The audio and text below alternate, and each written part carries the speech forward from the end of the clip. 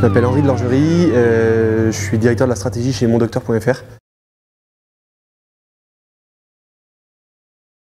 Directeur de la stratégie, ça veut dire que je prépare toute la croissance qui n'est pas celle de demain matin, mais celle qui est un tout petit peu plus loin, c'est-à-dire comment est-ce que demain sur notre marché, on aura encore le meilleur produit, encore la meilleure offre, on sera tout aussi apprécié de nos clients et de nos futurs clients, et est-ce qu'on sera prêt vis-à-vis notamment des différents canaux commerciaux pour envoyer la sauce le jour où le marché est plus mature.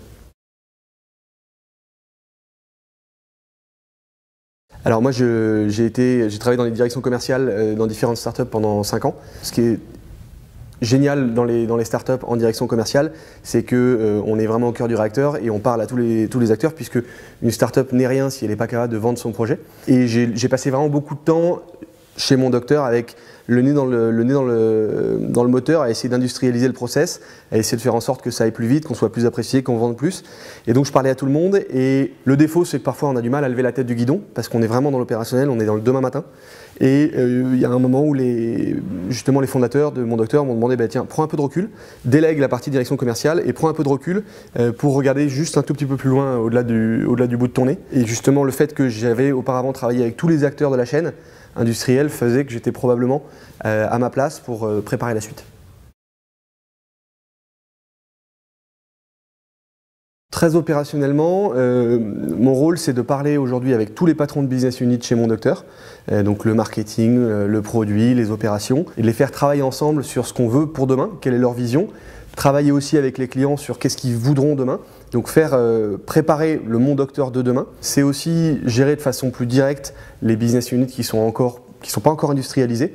Chez nous, concrètement, c'est la vente au téléphone, c'est les réseaux de partenariat avec des permanences téléphoniques, c'est les grands comptes. Donc les équipes qui sont encore un tout petit peu en recherche de business model et de pleine vitesse. À terme, elles ont vocation à reprendre complètement leur indépendance comme des business units normales. Et le troisième volant, c'est parler sur le marché médical avec tout ce qui peut se faire comme influenceurs, réseaux d'influence, partenariats potentiels, start-up de la e-santé qui seraient éventuellement intéressés pour travailler avec nous. Et puis aussi d'autres acteurs un peu plus institutionnels comme des assureurs, etc. Des gens qui sont intéressés par nos métiers et que notre dynamisme intéresse, soit pour regarder ce qu'on fait, soit pour le faire avec nous.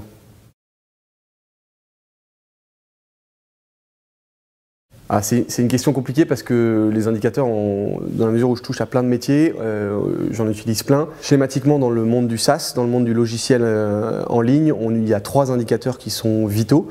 Le coût d'acquisition, c'est-à-dire combien ça nous coûte de mettre un client en ligne. Le taux de fidélisation, combien de temps en moyenne un client reste client chez nous. Et le revenu moyen par utilisateur. J'utilise mon scooter, mon portable, Pipedrive, notre CRM, Excel et mon stagiaire Quentin. Il faut être un intrapreneur en fait. Il faut se dire, la boîte de demain, c'est le projet que je porte. Je le porte avec évidemment la boîte actuelle et je le porte pour la boîte actuelle. Mais il ne faut pas forcément s'interdire de regarder les choses différemment de la façon dont on les fait aujourd'hui. Aujourd'hui, on fait notre métier comme ça. Demain, si ça se trouve, avec le recul, ça aura été une erreur. Donc il ne faut surtout pas s'interdire des axes de réflexion. Il faut parler avec tout le monde. Il faut être le plus ouvert possible. Il faut parler avec des gens qui font le même métier différemment, un autre métier de la même manière et essayer de synthétiser pour être persuadé que sa vision dans 6 mois, 2 ans, 5 ans sera toujours au bon endroit.